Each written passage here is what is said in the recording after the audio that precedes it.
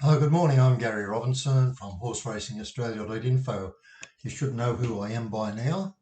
I've had a very successful career in a number of ways. I've also had some dud businesses that I've been in and I got out of. For example, in Toy World, I was the chairman of the board for Toy World, 150 stores virtually under my control, increased sales by about 20% year on year. Before I quit that position to look after my own Toy World business. However, we got attacked by Toys R Us and World for Kids, and it took the meat out of the business. It practically destroyed it. So I switched over and turned my racing business into a full-time business after after the Herald declared that after a survey, I was the most successful tipster for Sydney horse racing. So I had a reputation to uphold, and I thought, hang on, I can turn this into a business to support the Toy World business, which ultimately we closed and Roz took over as a costume hire business, which went quite well. Nevertheless, so once I turned into the horse racing business, providing the information, I helped a lot of people to make some money, and I helped us to create an income from the horse racing business as well. So we helped one another. Anyway, I also was persuaded in about the mid-90s to start my own self-managed super fund. And after a couple of false starts when we put our money, invested into our money, and in particular one of the special, the hand, diamond hand sign, of course, yes, who's going to make more money, and consequently went broke in that particular one, with the super fund diminishing rather rapidly. So in the end, somebody said, you're obviously a smart business person, why not make your own stock selections, which I did. So I've had some success at that. So I've also had some success in real estate. Anyway, it's occurred to me lately when I'm talking to a lot of people about their investments in horse racing and business, so on, I've found that business people basically are more likely to win betting on horse races than people who have never had any business experience. That's just a fact. So I started up a little account as a demonstration for myself when I started a new strategy in the stock market. Now, I'm not a stock market advisor. However, I'm going to suggest something to you. I've got lots of clients. Some of them have told me that they invest with this particular company, they stockbroke with that particular company. And the big withholder of profits is when you trade from one stock into another, you are paying quite a substantial fee for the privilege. Even when you go to things like the Commonwealth Bank's trading platform, it's a smaller fee in and a bigger fee when you come out, because naturally you've made money, so you pay more money on the trade. However, what I did, I went to this company, Self Wealth, and I'm not here to promote the company. I'm here to save all of our friends who are having a go at the stock market to save money. So what happens here? Something like 60 million traded daily on the platform, 16 billion funds under administration, and the flat free brokerage per trade is $9.50. And you get some of those trades free when you pay the premium, which is $249 a year. You get something like 10 free trades. Now, the reason I'm saying this again, I'm not advising you on stocks and that to buy and so on.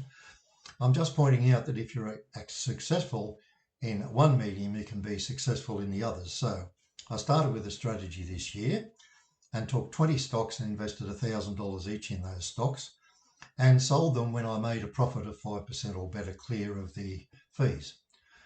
Anyway, I succeeded in that. Virtually the majority of those came out in front, a couple dragged the chain, but the end result is that in a rating of 128,000 accounts that they have at Self Wealth, I am rated in the top 4% to 5% of users of the Self Wealth platform. So when it comes into numbers, it means I actually made 56% on my trades year to date. 56% is a lot more than the 5 to 8% generally done by the larger super funds. Actually, I beat them almost every year. I did have one losing year a couple of years ago when one of my stocks went really, really savage. Anyway, the point is, the reason I'm doing this is just to let you know what you can save by switching over to this company, which I get no benefit whatsoever. But it's just from talking to clients and friends and finding out what they're doing, and they're telling me that they're paying, numbers like $29.95 a trade to get in, and if it goes well, you might end up paying $100 to get out. And my reality is that I've discovered that if you can make 5% on each stock you invest in, you are going to do very well in these markets today, because many of those can trade in a single day. One example is TTT. I invested in it earlier this week. I took $2,000 worth, 2,000 shares, which were at 23 cents. I sold them yesterday at 24.5 cents. Now anybody can work out that's a clear 5%. Now the interesting thing is it's traded between 23 cents and 25 cents for the last couple of weeks. It's just magic. There are many companies like those. Now, getting back to the horse racing, and I'm just going to switch to the GTX program at the moment. And yes, I want to have a look at that. And I'm just going to look at the weekend's racing. And unfortunately, there's been an absolute deluge in Sydney, although currently Rose Hill, apparently, I looked this morning and they reckon that is currently just a slow 6. At Flemington, on the other hand, it is a good 4, to the extent that they've actually had to water the track.